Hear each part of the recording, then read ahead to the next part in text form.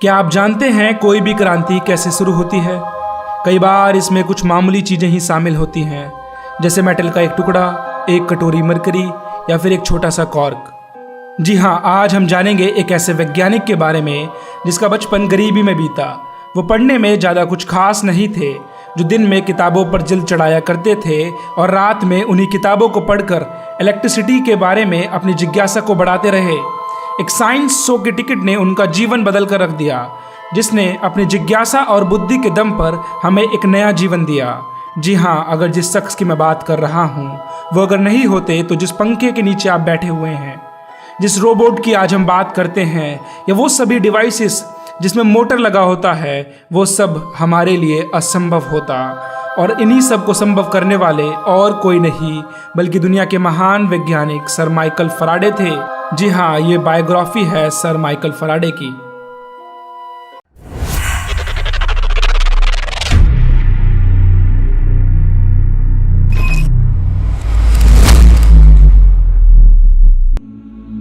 Sir Michael Faraday का जन्म 22 सितंबर 1791 को इंग्लैंड में हुआ था।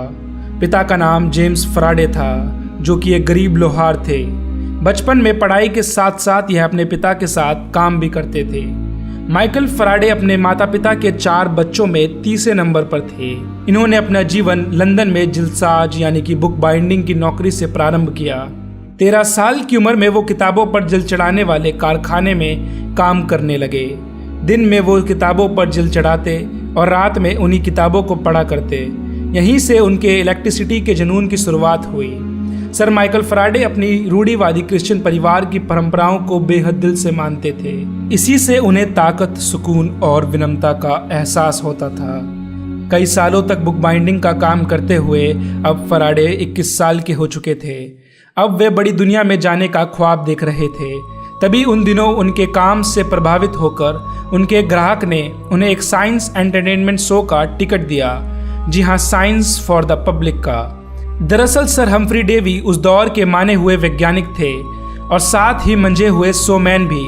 उनका इलेक्ट्रिसिटी का शो लोगों को बेहद पसंद आता था। जब सर माइकल फैराडे उनका शो देखने गए तो उन्होंने उनकी एक एक बात को ध्यान से सुना और उसको नोट कर लिया। और जैसा कि उन्हें बुक बाइंडिंग का काम तो आता ही था, तो उन्होंने हम्फ्री डेवी के शो की पूरी बातों को एक बुक की फॉर्म में तैयार कर दिया। उन्होंने सोचा कि शायद ये तोहफा हम्फ्री डेवी को देने से उनके पास जाने का उन्हें मौका मिलेगा। उन्होंने ये बुक सर हम्फ्री डेवी को भेजी। हम्फ्री डेवी को सर माइकल फैराडे का काम बेहद पसंद आया और उन्हीं दिनों एक एक्सपेरिमेंट में काम करते हुए सर हम्फ्री डेवी की आंख में कुछ दिक्कत हो गई थी। अब सर हम्फ्री डेवी को एक असिस्टेंट की जरूरत थी, तो सर डेवी को तब सर माइकल फैराडे की याद आई, जिन्होंने उनके शो में कही गई एक एक लाइन को हूबहू किताब की शक्ल में उन्हें भेजी थी। और हम्फ्री डेवी ने सर माइकल फैराडे को काम पर रख लिया। जल्द ही फैराडे ने हम्फ्री डेवी का सारा काम संभाल लिया। जो नौकरी कुछ दिनों के लिए मिली थी वो पक्की नौकरी में तब्दील हो गई और रॉयल इंस्टीट्यूट उनके लिए घर की तरह हो गया। दिन में वो डेवी की मदद करते और शाम को वो सीढ़ियां चढ़ के अपने छोटे से अपार्टमेंट में पहुंच जाते, जहां उनकी पत्नी सारा उनका इंतजार कर रही होती थी। एक दिन हम्फ्री डेवी और केमिस्ट विलियम वॉल्सन एक अजीब सी चीज को लेकर एक्सपेरिमेंट कर रहे थे, जो आगे चल के बहुत काम की चीज बन गई। दरअसल वर्ष 1820 में सर हैंस क्रिश्चियन ऑर्स्टेड ने अपनी खोज में बताया था कि कोई भी current carrying conductor magnetic field को प्रोड्यूस करता है। यानी कि अगर किसी तार में से बिजली यानी विद्युत की धारा को गुजारा जाए तो उससे चुंबकीय क्षेत्र उत्पन्न किया जा सकता है। उनकी इसी खोज से माइकल फैराडे को विचार आया कि यदि इलेक्ट्रिक करंट यानी कि विद्युत धारा के प्रभाव से चुंबकीय प्रभाव यानी कि मैग्नेटिक फील्ड पैदा हो सकता है, तो क्या ऐसा संभव नहीं है कि मैग्नेटिक फील्ड की मदद से हम इलेक्ट्रिक करंट को पैदा कर सकें। ये सोच बहुत साधारण सी लगती है, परंतु इसी सोच ने आने वाले समय में पूरी मानव सभ्यता को बदल कर रख दिया।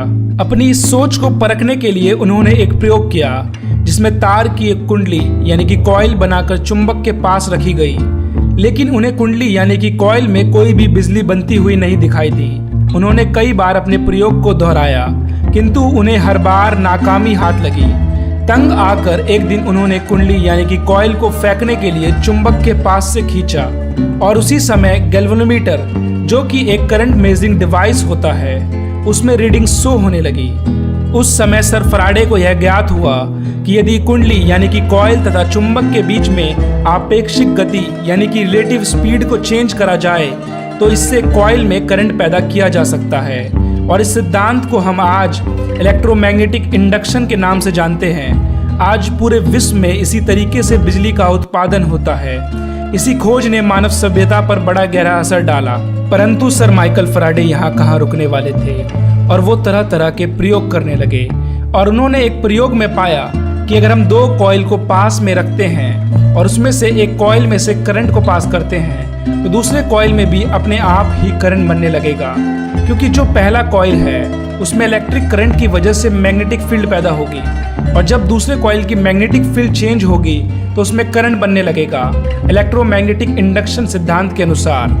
और इसी सिद्धांत को आज हम ट्रांसफार्मर में इस्तेमाल करते हैं। रासायनिक विज्ञान यानी कि केमिस्ट्री में फैराडे ने बेंजीन की खोज की, जिसका आज व्यापक पैमाने में इस्तेमाल होता है। साथ ही उन्होंने ऑक्सीकरण संख्या यानी कि ऑक्सीडेशन नंबर का कॉन्सेप्ट दिया, जिसका इस्तेमाल रासायनिक समीकरणों यानी कि केमिकल इक्वेशन को बैलेंस करने में होता है। अपने जीवन काल में सर फैराडे ने अनेक खोजें की। जीवन भर वो बिना किसी स्वार्थ के अपने कार्य में लगे रहे। धुन एवं लगन से कार्य कर महान वैज्ञानिक सफलता प्राप्त करने का इससे अच्छा उदाहरण वैज्ञानिक इतिहास में नहीं मिलेगा। सर हम्फ्री डेवी भी फैराडे को अपनी सबसे बड़ी खोज मानते थे। सर माइकल फैराडे का विवाह 12 जून 1821 को सारा के साथ हुआ था। उन्हें कोई संतान नहीं थी। 25 अगस्त 1867 ईस्वी को स्वास्थ्य बिगड़ जाने के कारण 76 वर्ष की अवस्था में इस महान वैज्ञानिक का निधन हो गया। फैराडे अपने महान आविष्कारों के लिए सदैव याद रखे जाएंगे। तो दोस्तों आज के लिए इतना ही। अगर वीडियो पसंद आया हो तो लाइक करें और प्लीज़ ज़्यादा से ज़्यादा इस वीडियो को शेयर करें ताकि हर वो शख्स जो विज्ञान में दिलचस्पी रखता हो उसे सर माइकल फैराडे के बारे में पता चले। और चैनल को सब्सक्राइब करना ना भूलें और साथ ही बेल आइकन को दबाना भी ना भूलें।